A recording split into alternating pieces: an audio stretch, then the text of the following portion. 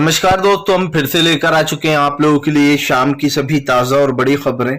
फटाफट अंदाज में एक एक कर बताएंगे आपको आज देश और दुनिया से क्या बड़ी खबरें निकलकर सामने आ रही हैं। लेकिन उससे पहले दोस्तों एक नजर डालेंगे सुर्खियों पर। प्रधानमंत्री नरेंद्र मोदी के ऊपर गरजे राहुल गांधी, बोले सच को दबाने की कोशिश कर रही है मोदी सरकार, पूंजीपति दोस्तों को बचाना चाहती है। वहीं पर अगली बड़ी खबर में हम आपको बताएंगे दोस्तों, दरअसल आपको बताते चले भारतीय जनता पार्टी के ऊपर जमकर गरजे अखिलेश यादव, बोले अब लोगों की, इंसानों की दोस्ती से भी घबराने लगी बीजेपी। दरअसल आपको बता दें सारस और जो उनके साथी थे उसकी दोस्ती को लेकर अखिलेश ने बड़ी बात बोली है। वहीं पर अगली बड़ी खबर में हम आपको बताएंगे दोस्तों एक बार फिर से भड़के, जी हां आपको बताते चले नीतीश कुमार ने भाजपा पर बोला बड़ा हमला, बोले फिलहाल जल्द से जल्द मिले बिहार को विशेष राज्य का दर्जा। वहीं पर अगली बड़ी खबर में हम आपको बताएंगे कमलनाथ का बीजेपी के ऊपर बड़ा हमला, बोले कोई आए कोई जाए छिंदवाड़ा नहीं जीत सकता। आपको बता दें दरअसल नरेंद्र मोदी दोस्तों छिंदवाड़ा के दौरे पर आएंगे, जिसको लेकर कमलनाथ ने जमकर निशाना साधा है। वहीं पर अगली बड़ी खबर में हम आपको बताएंगे जंतर मंतर पर केजरीवाल का भयंकर प्रदर्शन, मोदी सरकार को बताया तानाशाह।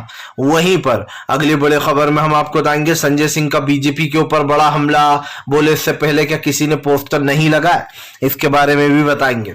वहीं पर अगली बड़ी खबर में हम आपको बताएंगे दोस्तों, दरअसल आपको बताते चले 2024 से पहले ईवीएम पर फिर उठे सवाल, शरद पवार ने बुलाई विपक्षी दलों की बैठक। वहीं पर अगली बड़ी खबर में हम आपको बताएंगे अखिलेश यादव का बड़ा बयान, बोले फिलहाल नवरात्रि रामायण की तरह ईद पर भी आए बजट, जी हां हर त्योहार पर बजट आना चाहिए। वहीं पर अगली बड़ी खबर में हम आपको बताएंगे दोस्तों भगोड़े मेहुल चोकसी को बचाकर फंस गई मोदी सरकार, कांग्रेस और शिवसेना ने खड़े किए सवाल, पूंजीपति मित्रों को बचा रही मोदी सरकार। तो सारी खबरें फटाफट अंदाज में देंगे, एक एक कर देंगे। फिलहाल खैर चलिए बढ़ते हैं सबसे पहली और सबसे बड़ी खबर की ओर। दरअसल दोस्तों आपको बताते चले एक बार फिर से भारतीय जनता पार्टी के ऊपर गरजे राहुल गांधी, बोले फिलहाल पूंजीपतियों को बचाती है बीजेपी, गरीबों का खून चूस रही है। आपको बता दें राहुल गांधी ने बीजेपी को देश की सबसे करप्ट सरकार बताया है। राहुल गांधी का कहना है कि कर्नाटक में 40% यहाँ भगोड़ों को बचाया जा रहा है। दरअसल दोस्तों आप सब जानते हैं कि फिलहाल बीजेपी अडानी, मेहुल चोकसी, जितने भी भगोड़े नेता हैं उन सबको बचाती है। और क्यों बचाती? क्योंकि बड़े बड़े बिजनेसमैन मोदी सरकार के काम आए हैं। जब जब चुनाव हुआ है तो इनको फंडिंग मिली है। आपको बताता चलूं दोस्तों मेहुल चोकसी को भी अभी हाल ही में बीजेपी ने बचाया लेकिन बात उसकी नहीं है, बात हो रही है अडानी की। राहुल गांधी ने मोदी सरकार का नाम अडानी से जोड़ते हुए कहा कि अडानी के मुद्दे पर सरकार नहीं बोल रही है और ना हमें बोलने दे रही है। राहुल गांधी ने आपको बता दें एक बार फिर से ओम बिरला को एक पत्र भी लिखा। उस पत्र में राहुल गांधी ने मांग की थी कि उनको संसद में बोलने दिया जाए, लेकिन राहुल गांधी को बोलने से रोका जा रहा है। जाहिर सी बात है दोस्तों, अगर कोई अपने बारे में या किसी की भी चीज का कोई अगर सवाल उठाए कि भैया ये क्यों करा, तो उसका जवाब तो लेना चाहिए। लेकिन राहुल गांधी को संसद में बोलने नहीं दिया जा रहा है। राहुल गांधी ने केंद्र सरकार पर भड़ास निकालते हुए कहा कि हमारी सच्चाई हम जानते हैं, लेकिन बीजेपी इस सच से भाग रही है, वो जानबूझकर सच सुनना नहीं चाहती। और ये तो साफ दिखाई दे रहा है दोस्तों कि बीजेपी जो है वो सच्चाई से भागती है। इसके सामने आप कभी भी सच की बात मत करो, क्योंकि शायद बीजेपी को पसंद नहीं आएगा। भारतीय जनता पार्टी के तमाम दोस्तों वो नेता जो बड़े बड़े झूठ बोलते हैं, उनकी एक तरीके से असलियत जो है वो लोगों के सामने आ जाती है। और ये तो साफ है दोस्तों कि फिलहाल आज देश की स्थिति काफी खराब हो चुकी है, लेकिन मोदी सरकार इस विषय में कुछ बात नहीं करना चाहती। आज देश की जनता सवाल पूछना चाहती है, लेकिन ये सरकार किसी के सवाल का जवाब नहीं देगी। और अडानी वाले मुद्दे पर जब भी विपक्ष दोस्तों बोलने की कोशिश करता है तो उसको रोक दिया जाता है। हमने पहली बार देखा कि सत्ता पक्ष जो है वो हंगामे कर रहा है और विपक्ष जो है दोस्तों वो चुप बैठा है। इसको लेकर जमकर विपक्ष गुस्से में, इसलिए अडानी वाले मुद्दे को दोस्तों इतना उठाया जा रहा है। चलिए बढ़ते हैं एक और अगली बिग ब्रेकिंग की तरफ। बता दोस्तों अगली जो बड़ी खबर निकल कर आ रही है, आपको बता दोस्तों कर्नाटक में हो गया बीजेपी के साथ खेल। जी हां आपको बता दें बीजेपी को सबसे दिग्गज नेता मल्लिकार्जुन खड़गे को हराने वाले नेता दोस्तों बाबूराव ने जो है वो अब एंट्री ले ली है वापस कांग्रेस में। आपको बताते चले दोस्तों बाबूराव कांग्रेस से आए थे, कांग्रेस से गए थे, कांग्रेस में ही वापस आ गए। बताया जा रहा है इस बार दोस्तों कर्नाटक जीतने का कांग्रेस के पास मंत्र है। सब जानते हैं कि पिछली बार भी कांग्रेस ने ही कर्नाटक का चुनाव जीता था, लेकिन बीजेपी ने दोस्तों इन पीन पौने तीन करके किसी तरीके से वहां पर खरीद फरोख्त करके अपनी सरकार बना ली। अब की बार कांग्रेस कर्नाटक जीतने का कोई मौका छोड़ना नहीं चाहती। सब जानते हैं दोस्तों कि कर्नाटक एक बड़ा राज्य है और कर्नाटक में जीतने के लिए बीजेपी हर कोशिश करेगी, लेकिन कांग्रेस से आगे वो निकल नहीं पाएगी, क्योंकि सर्वे भी यही बताता है दोस्तों कि कर्नाटक में वापस से कांग्रेस की ही सरकार आएगी। दरअसल दोस्तों कर्नाटक कांग्रेस के लिए इसलिए भी जरूरी हो जाता है क्योंकि 2024 का जो चुनाव है वो कर्नाटक पे बहुत डिपेंड करता है। आप सब जानते हैं कि साउथ के एरिया से जैसे कांग्रेस हमेशा मजबूत हुई है और उन्हीं एरिया में कहीं ना कहीं कांग्रेस के जितने भी जिले हैं या फिर राज्य हैं जो कर्नाटक दोस्तों, वहां पर जितने भी जिले हैं उन सभी जिलों में कहीं ना कहीं कांग्रेस अपना दबदबा चाहती है। ऐसे में ये कहना गलत नहीं होगा कि फिलहाल जब जब कांग्रेस कमजोर पड़ी है वहीं से जिले जिले से कांग्रेस को काफी सपोर्ट मिला है। तो ये देखना होगा दोस्तों कि फिलहाल आखिर सरकार और इनके बीच में क्या होने वाला है, क्योंकि एक चीज तो सब जानते हैं कि भारतीय जनता पार्टी नफरत फैलाने का काम कर रही है, लेकिन दोस्तों बीजेपी अब पूरी तरीके से फंस जाएगी, क्योंकि कर्नाटक में दोस्तों बीजेपी का वो टीपू सुल्तान ये सब कुछ अब नहीं चलने वाला है। जाहिर सी बात है कर्नाटक के लोग दोस्तों पढ़े लिखे होते हैं, इसलिए वो मोदी सरकार के हिंदू मुसलमान वाले ज्ञान में फंसते नहीं है। और ये पहली बार नहीं हो रहा है दोस्तों, आप कर्नाटक का इतिहास उठाकर देख लीजिए। सोनिया गांधी इंदिरा गांधी से लेकर तो राहुल गांधी तक कांग्रेस को बहुत सपोर्ट करता है कर्नाटक हमेशा ही। अब की बार हालांकि हम आपको बता दें दोस्तों, इससे थोड़ा असर हिंदुत्व से जो बीजेपी लगातार लोगों के दिलों में नफरत बो रही है, इससे कुछ नहीं होने वाला है। भारतीय जनता पार्टी को सत्ता से तो जाना ही पड़ेगा दोस्तों, और सत्ता के साथ साथ बीजेपी एक चीज और सीख ले कि इस देश की जनता भाईचारा चाहती है, प्यार मोहब्बत चाहती है, विकास चाहती है। चलिए बढ़ते हैं एक और अगली बिग ब्रेकिंग की तरफ। बता दोस्तों अगली जो बड़ी खबर निकल कर आ रही जंतर मंतर पर, आपको बता दें आम आदमी पार्टी का भयंकर प्रदर्शन, मोदी सरकार मुर्दाबाद, मोदी अडानी भाई भाई, मोदी तानाशाह, तरह तरह के लगे नारे। दरअसल दोस्तों सब जानते हैं कि आज आम आदमी पार्टी ने जो है यहाँ पर वो एक तरीके से पार्टी रख दी है लोगों के लिए। जी हाँ, पार्टी इसलिए बोल रहा हूँ दोस्तों कि बीजेपी वालों को आज बहुत दुख हो रहा होगा। आपको बता दें दोस्तों मामला है 100 पोस्टर का, 1000 से ज्यादा पोस्टरों का, और इसके ऊपर 100 से ज्यादा एफआईआर दर्ज हो गई है। अब पोस्टर पर ऐसा क्या लिखा था दोस्तों जो एफआईआर दर्ज हो गई? पोस्टर पर ज्यादा कुछ नहीं लिखा है, वही लिखा है नॉर्मल नारा, मोदी हटाओ देश बचाओ। ये वाली चीज दोस्तों बीजेपी को बिल्कुल बर्दाश्त नहीं आई, और इसीलिए हम आपको बता दें अब एक तरीके से बीजेपी को एक चीज तो समझ में आ जाना चाहिए कि देश की जो जनता है दोस्तों वो बखूब देख रही है कि देश में क्या हो रहा है। पोस्टर के नाम पर लोगों को गिरफ्तार किया जा रहा है, उनके ऊपर एफआईआर हो रही हैं। मैं पूछना चाहता हूं दोस्तों, तेजिंदर पाल बग्गा कौन है? क्या वो बीजेपी का नेता नहीं है? उसने अरविंद केजरीवाल के दोस्तों जगह जगह आपत्तिजनक पोस्टर लगाए। जब अरविंद केजरीवाल की पुलिस ने उसको गिरफ्तार कर लिया तो बीजेपी ने बड़ी ही आसानी से उसको अपने 2 राज्यों की पुलिस को भेजकर पंजाब पुलिस को वहीं रास्ते में ही रोक लिया और बग्गा को नहीं ले जाने दिया। अब दोस्तों अरविंद केजरीवाल, आम आदमी पार्टी पर यह आरोप लग रहा है कि मोदी हटाओ देश बचाओ के पोस्टर इनके पास कहां से आए, वो भी आपत्तिजनक, मोदी सरकार के खिलाफ साजिश। वाह, मतलब आप समझिए, मोदी हटाओ देश बचाओ ये तो हर दूसरा इंसान नारा लगा रहा है, तो इसमें आपत्तिजनक क्या है? क्या उसमें कोई आपत्तिजनक लिखा गया है? कुछ नहीं लिखा गया, नॉर्मल लिखा है मोदी हटाओ देश बचाओ।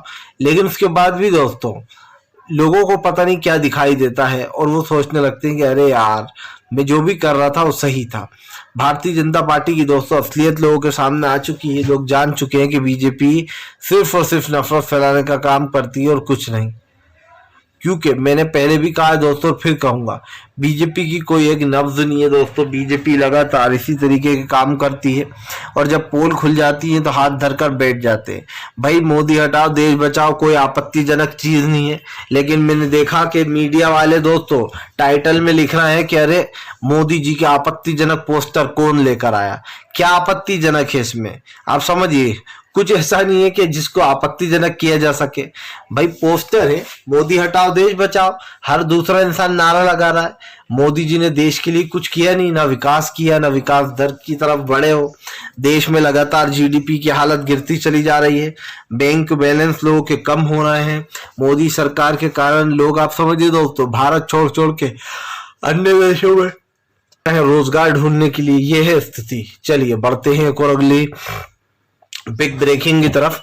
बता दोस्तों अगली जो बड़ी खबर निकल कर आ रही है आपको बता दोस्तों, आरिफ और सारस की दोस्ती टूटने पर भड़के अखिलेश यादव, बोले बीजेपी वाले इंसान और जानवरों से भी जलते हैं, अब तो ये गजब हो गया। आपको बता दें दोस्तों, आरिफ नाम का एक व्यक्ति जो काफी दिनों से अपने साथ एक सारस को रखे हुए थे और उनकी दोस्ती के काफी किस्से भी सुने होंगे आपने। सारस और आरिफ की दोस्ती जो है दोस्तों वो लोगों को बहुत पसंद आ रही थी। देखते ही देखते वो वायरल हो गया उनका वीडियो और लोग उन्हें बहुत ज्यादा पहचानने लगे और पसंद भी करने लगे। बस यही बात दोस्तों लगता है बीजेपी को पसंद नहीं आई और बीजेपी ने दोस्तों सबसे पहले आरिफ की दोस्ती तोड़वा दी और उसको आजाद कर दिया। अब इसको लेकर भड़ास निकालते हुए नजर आए हैं कांग्रेस, क्योंकि जाहिर सी बात है दोस्तों, अखिलेश यादव जब उससे मिलने गए उसके बाद ही उस सारस को वन विभाग वाले लेने आ गए। हालांकि आपको बताते चले आरिफ जो उन्होंने कहा कि मैं लड़ तो नहीं सकता था प्रशासन से, उन्होंने कहा कि हम आपके सारस को ले जाना पड़ेगा, तो हमने भी ले जाने दिया। आपको बता दें दोस्तों, कभी भी उस सारस की और उनकी दोस्ती बहुत अच्छी थी और ये साफ दिखाई देता था कि इंसान और जानवर की इतनी अच्छी दोस्ती भी हो सकती है। लेकिन बीजेपी को ये चीज़ दोस्तों बर्दाश्त नहीं हुई और भारतीय जनता पार्टी ने कहीं ना कहीं अपनी असली जगह दिखाना शुरू कर दिया। फिलहाल दोस्तों हम तो यही कहेंगे कि अब सरकार की नीतियाँ पूरी तरीके से ख़त्म हो चुकी हैं, क्योंकि भारतीय जनता पार्टी के नेता आए दिन विवादित बयान देते हैं, चाहे जानवर हो या इंसान दोस्तों, उनकी दोस्ती पर भी सवाल उठाते हैं। इसीलिए अखिलेश का कहना है कि ये सब कुछ राजनीतिक मुद्दे की वजह से हुआ है। लोग न जाने क्या क्या पाल रहे हैं, बकरी, कुत्ता, गाय, भैंस, लेकिन उनके ऊपर आप समझिए जैसे ही उस व्यक्ति ने सारस को पाला तो वन विभाग वाले लेने आ गए। भाई ये भी कोई बात होती है दोस्तों? आज हमारे देश में कोई अगर दोस्ती करता है, किसी को पालता है, उसने उसकी टांग जोड़ी थी, उससे छीनने की जरूरत नहीं थी दोस्तों सारस को, लेकिन जानबूझकर इसको भी राजनीतिक मुद्दा बनाया जा रहा है और ये मुद्दा योगी ने बनाया है दोस्तों। उसी ने जो है यहाँ पर योगी आदित्यनाथ ने वन विभाग को भेजा होगा ताकि उस सारस को लाया जा सके और ये साफ दिखाई दे रहा है कि इंसान की दोस्ती भी बर्दाश्त नहीं हुई बीजेपी को। चलिए बढ़ते हैं एक और अगली बिग ब्रेकिंग की तरफ। बता दोस्तों अगली जो बड़ी खबर निकल कर आ रही है आपको बता चले दोस्तों, आरक्षण वाले मुद्दे पर फिर से एक बार भड़क गए नीतीश कुमार, मोदी सरकार पर बोला बड़ा हमला। आपको बता दें दोस्तों, बिहार में काफी दिनों से जो है बिहार को विशेष राज्य के दर्जा देने की बात चल रही है, लेकिन बीजेपी विशेष राज्य का दर्जा नहीं देना चाहती है बिहार को। ऐसे में फिर से एक बार जो है यहाँ पर हमलावर हो गए नीतीश कुमार। नीतीश कुमार का कहना है कि बीजेपी को जल्द से जल्द इस पर बनाना चाहिए और बिहार को विशेष राज्य का दर्जा देना चाहिए। आपको बता दें इन दिनों नीतीश कुमार जातीय जनगणना करवा रहा है दोस्तों, और जातीय जनगणना को लेकर भी नीतीश कुमार ने बात कही। उनका कहना था कि फिलहाल जैसे जातीय जनगणना कराई गई वैसे इस चीज को कहीं ना कहीं जनता याद करना चाहती है, देखना चाहती है, और ये साफ हो गया कि फिलहाल बीजेपी की चालबाजी जो है वो पूरी तरीके से फ्लॉप हो चुकी है और भारतीय जनता पार्टी जो है दोस्तों अब उसका पूरा प्लान सामने आ गया है। क्योंकि जाहिर सी बात है, जब भी विपक्ष बात करता है तो बीजेपी देश में मंदिर मस्जिद ले आती है, मुद्दों को गायब कर देती है, लेकिन अब मेन मुद्दों पर बात होगी। आपको बता दें नीतीश कुमार ने साफ कहा है कि बीजेपी वाले बिहार को विशेष राज्य का दर्जा नहीं देना चाहते, वो नहीं चाहते कि बिहार विशेष राज्य बने। आपको बता दें दोस्तों, कुछ दिन पहले हमारी जो देश की दोस्तों वित्त मंत्री निर्मला सीतारमण, उन्होंने कुछ दिन पहले बयान दिया था कि आप कोई से राज्य को विशेष राज्य का दर्जा नहीं देंगे। आपको बता दें दोस्तों, बीजेपी और नीतीश कुमार में शुरू से ही ठनी हुई है, अखिलेश, बीजेपी और नीतीश में, क्योंकि जाहिर सी बात है कि जो लोग कह रहे हैं कि हम एक बूंद वो नहीं देंगे यहाँ पर दोस्तों साथ किसी का, तो उससे तो ये साफ हो जाता है कि भारतीय जनता पार्टी का झूठ लोगों के सामने आ गया है। अब देखना यह होगा कि इस झूठ को कौन किस तरीके से लेता है, क्योंकि बीजेपी चाहे कितना ही झूठ फैलाए दोस्तों, लेकिन जनता का रुख साफ है। 2024 में भारतीय जनता पार्टी को सत्ता से बाहर उखाड़ फेंकेंगे। अब की बार बीजेपी नहीं, अब की बार कांग्रेस की होगी सरकार। सिंपल सी बात यह है, क्योंकि देश की सबसे बड़ी पार्टी कांग्रेस ही है दोस्तों, और कांग्रेस ही थी, लेकिन मोदी सरकार ने आने के बाद न सिर्फ महंगाई बढ़ा दी दोस्तों, बल्कि देश में गरीबी, महंगाई जैसे कई किस्से और भी निकल कर सामने आ गए। और इसका रीज़न क्या है ये आप खुद जानते हैं कि ना ही जो है यहाँ पर महंगाई कम हुई ना गरीबी कम हुई दोस्तों। आज भी पानी लेने आ जाओ आप, कुछ भी खरीदो उस पर हर चीज़ पर टैक्स लगता है। और ये साफ दिखाई दे रहा है कि वो टैक्स से सरकार क्या करती है, वसूला जाता है आम जनता से पैसा। चलिए बढ़ते हैं एक और अगली बिग ब्रेकिंग की तरफ। बता दोस्तों अगली जो बड़ी खबर निकल कर आ रही है आपको बता दोस्तों, चाचा शिवपाल का बीजेपी के दोनों डिप्टी सीएम पर बड़ा हमला। बोले फिलहाल ये दोनों बड़बोले हैं। आपको बताते चले केशव प्रसाद मौर्य पर निशाना साधते हुए चाचा शिवपाल ने कहा कि फिलहाल ये बड़बोले सीएम है, कुछ भी मुंह में आता है डिप्टी सीएम बोल देते हैं। आपको बता दें यहीं पर नहीं रुके चाचा शिवपाल, उन्होंने कहा एक बड़बोला है तो दूसरा बुलडोजर बाज है। और दोनों ही दोस्तों आप समझिए बीजेपी के उत्तर प्रदेश के नेता हैं योगी के। ऐसे में चाचा शिवपाल का यूं दोनों पर हमला बोलना ये में देखता ही रहेगा कि फिलहाल भैया क्या हो रहा है। क्योंकि भारतीय जनता पार्टी दोस्तों जो बताती है वो दिखती नहीं है, और जो दिखती है वो कभी बताती नहीं है। इसीलिए तो बीजेपी के ऊपर सवाल खड़े हो गए कि आखिरकार कौन है यार। क्योंकि कहीं जगह से दोस्तों हमने एक चीज देखी है कि बीजेपी के लोग जो है वो अखिलेश यादव हो या फिर तमाम समाजवादी पार्टी के नेता उनके ऊपर अजीब और गरीब आरोप लगाते हैं, लेकिन जब खुद विकास करने की बात आती है तो भाग लेते हैं। इसी को लेकर चाचा शिवपाल ने बीजेपी पर निशाना साध दिया। चाचा शिवपाल ने भारतीय जनता पार्टी के ऊपर हमला बोलते हुए कहा कि जो लोग हार चुके हैं उन्हें फिर से रहमो करम पर चुन लिया गया है। आपको बता दोस्तों पुष्पर सिंह धामी चुनाव हार गए थे, लेकिन उसके बाद भी जो यहाँ पर वो उनके साथ नजर आते हैं। और अब एक चीज साफ हो गई है कि फिलहाल दोस्तों आने वाले समय में कई जगहों पर कई बदलाव होने वाले हैं। क्योंकि देश की जनता ने सोच लिया है जब तक बीजेपी है देश में तब तक देश का भला नहीं हो पाएगा। फिलहाल चलिए बढ़ते हैं एक और अगली बिग ब्रेकिंग की तरफ। बता दोस्तों अगली जो बड़ी खबर निकल कर आ रही है, छिंदवाड़ा में पहुंचे प्रधानमंत्री नरेंद्र मोदी तो भड़क गए कमलनाथ। बोले फिलहाल पिछली बार भी विधानसभा में आए थे लेकिन सारी सीटें हम ही जीते छिंदवाड़ा की। आपको बता दोस्तों इस बार मोदी सरकार को चक्कर चलाने के मूड में। मोदी सरकार को लगता है कि वो छिंदवाड़ा कमलनाथ के जो वोटर है उनको तोड़ लेगी, इसीलिए कमलनाथ ने बीजेपी के ऊपर हमला बोल दिया। क्योंकि अगर किसी को दोस्तों कुछ भी है तो सरकार की जो नीतियां हैं वो साफ दिखाई देती है क्या कौन क्या कर रहा है। फिलहाल अब ज़्यादा से ज़्यादा दोस्तों भारतीय जनता पार्टी को जितना हो सके इग्नोर करिए और ख़ास कर एक ऐसी पार्टी चुनिए जिसको वाकई में वोट देने का मतलब हो। क्योंकि बीजेपी को तो वोट देने का कोई मतलब है ही नहीं और ये साफ दिखाई दे रहा है। फिलहाल चलिए बढ़ते हैं एक और अगली बिग ब्रेकिंग की तरफ। बता दोस्तों अगली जो बड़ी खबर निकल कर आ रही है आपको बता दोस्तों, मल्लिकार्जुन खड़गे को चुनाव में हराने वाले दोस्तों अब वापस से एक बार बाबूराव अंशुल शामिल हो गए कांग्रेस में। ये कौन है दोस्तों? ये वही नेता है जिनके ऊपर बीजेपी की निगाहें टिकी हुई थी। क्योंकि कहीं ना कहीं सब जानते हैं कि कन्हैया कुमार के अस्तित्व में कई लोग हैं दोस्तों जो जुड़ना चाहते हैं कांग्रेस से, कई लोग हैं कांग्रेस के साथ काम करना चाहते हैं। ऐसे में अब ये देखना है कि फिलहाल कमलनाथ को जो हराने के लिए प्रधानमंत्री छिंदवाड़ा कर रहे हैं क्या वहां पर कुछ कर भी पाएंगे या नहीं। क्योंकि जहां जहां दोस्तों कांग्रेस के गड़े वहां बीजेपी ताल ठोकने जाती तो है, लेकिन उल्टे पैर भी वापस लौट आती है सिर्फ अमेठी को छोड़कर। क्योंकि पिछली बार राहुल गांधी अमेठी हार गए थे। लेकिन दोस्तों एक चीज़ तो साफ है कि भारतीय जनता पार्टी की असलियत जो है वो लोगों के सामने है। और अब देखना ये भी होगा कि भारतीय जनता पार्टी आने वाले समय में क्या करती है। क्योंकि दोस्तों इस बार तो बीजेपी का सूपड़ा साफ ही समझिए, जनता तो वोट देने से रही। और जो भी बात की कमलनाथ जी ने कि फिलहाल यहाँ आए या जाए, जनता और पार्टी के बीच में दोस्तों डायरेक्ट कनेक्शन होता है। कोई प्रचार करे या ना करे इससे कोई फर्क नहीं पड़ने वाला, लेकिन जनता इस बार किसको चुनेगी ये देखना दिलचस्प है। फिलहाल तो विधानसभा चुनाव की बात हो रही है। वीडियो अच्छा लगे दोस्तों तो इसको लाइक करें, चैनल पर पहली बार आए सब्सक्राइब जरूर करें ताकि मैं आपके लिए ऐसे वीडियो दोस्तों लाता